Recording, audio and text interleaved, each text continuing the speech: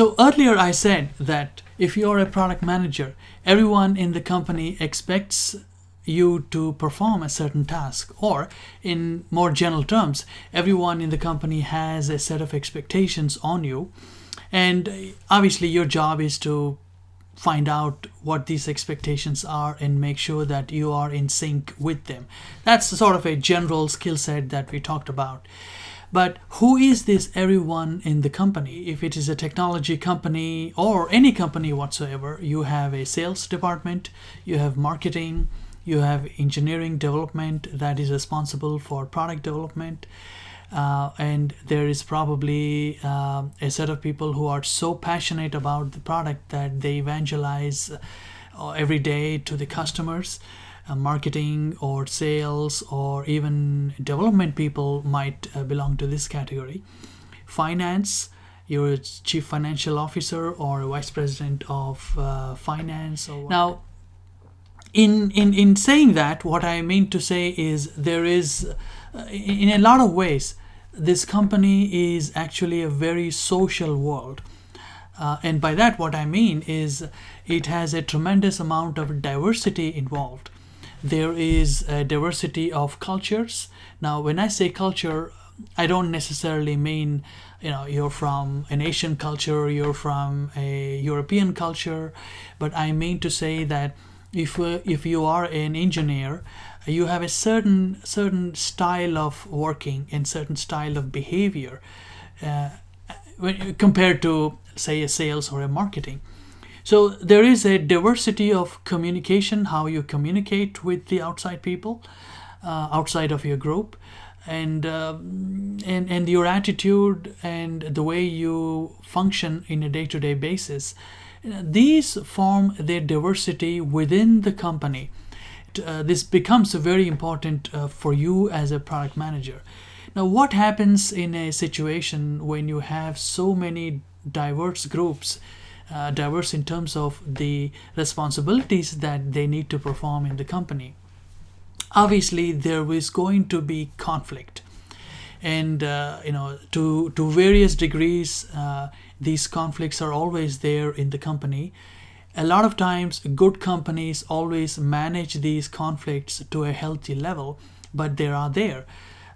These conflicts show up in how they execute. For example, one group executes in a certain way and another group executes in a different way. There is a mindset difference, and if there is a process in the company, maybe some groups follow it in some way and some other groups follow it in a different way.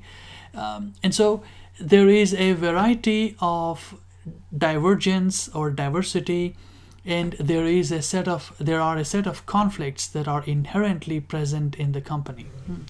Now, you as a product manager, really, when you are stepping into this role as a product manager, what you're signing up for is you're signing up for your conflict management skills. As a product manager, by definition, your job is to deal with almost everyone that I just described in the company, all these functional divisions. And by nature, because they have these inherent conflicts built into their functional requirements or job responsibilities, your job as a product manager is to be very good at resolving these conflicts. Now, what I mean by conflict management, let me give you a few examples. For example, on the customer side, let's say you have 3 customers. Now, you can be very much sure that all these 3 customers have 3 different requirements. Customer 1 wants your product to behave slightly differently this way, and customer 2 wants the behavior to be different in another direction, and so on. So that's on the customer side.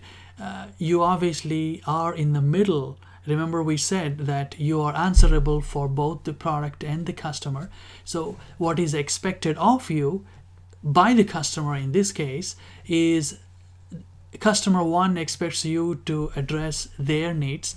Customer 2 expects you to address their needs. And so that's on the customer side. Now, going inside the company at a high level, you may, unfortunately, if you are in one of these companies where, let's say, a founder wants to take the company in one direction and the CEO wants to take the company in another direction, obviously there is that conflict that is going to percolate down all the way down to the different departments in the company. And more on a day-to-day basis, let's look at a sales team, for example.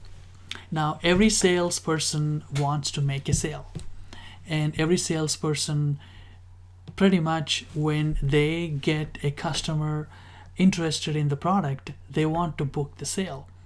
And in the process of doing that, they are very much tempted to do anything to get the customer, customer account, so to speak.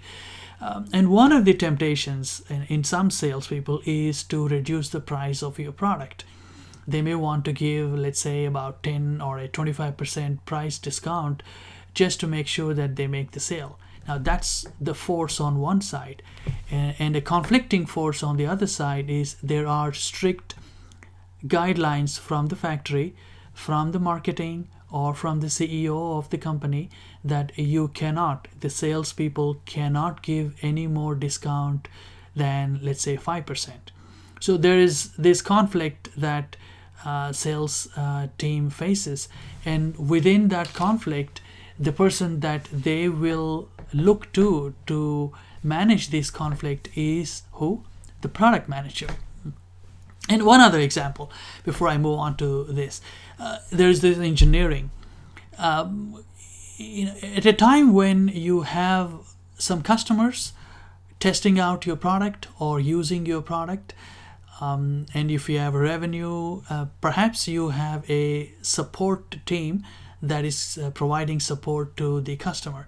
But at the same time, there are some issues that are pretty much out of the capability of support team, and those issues get routed to the engineering team. Now, in this situation, engineers, by their responsibility and by their passion, they want to spend a lot of time in developing the product and making it a perfect product. That's a force on one side. And on the other, you have these customer requests being routed through the support team or sometimes directly through sales. And they are being pulled apart in both the directions, because the time that a development engineer spends on solving the customer problem, although it is good for the company, it definitely is not good for the product development, because obviously more and more a development engineer gets diverted towards solving customer problems. There's going to be a more risk of delaying the next product. Now, who is expected to solve this conflict? Again, that is the product manager.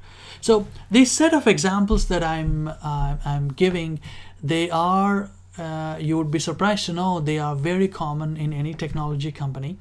And a good product manager, like I said, is first and foremost, his or her skill that is most put to use is the skill of how you resolve the conflicts. The conflicts not necessarily between people, but conflicts between two different situations.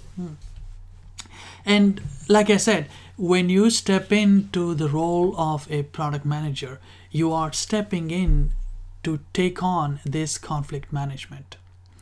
And here's the interesting thing. All this conflict management that I talked about, that is only your secondary responsibility. That is a day-to-day, it almost becomes a tactical day-to-day responsibility as a product manager. So what is your primary responsibility? There are a set of decisions that you as a product manager must make. In fact, they are part of your primary responsibility, and we'll take that up in the next lecture.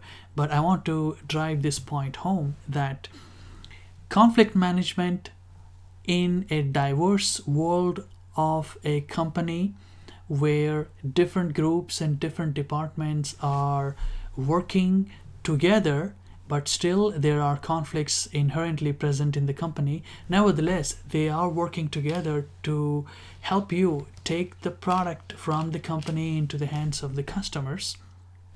And within this dynamic environment, there are expectations put on you to manage all these conflicts and successfully put the product in the hands of the customer. And to do that, all these secondary responsibilities of conflict management are there, but to set the course of the product, of the customer, of the company, you need to take care of one primary responsibility, and which really is the responsibility of making a few key decisions in the company. So what are these key decisions? We'll talk about this in the next lecture.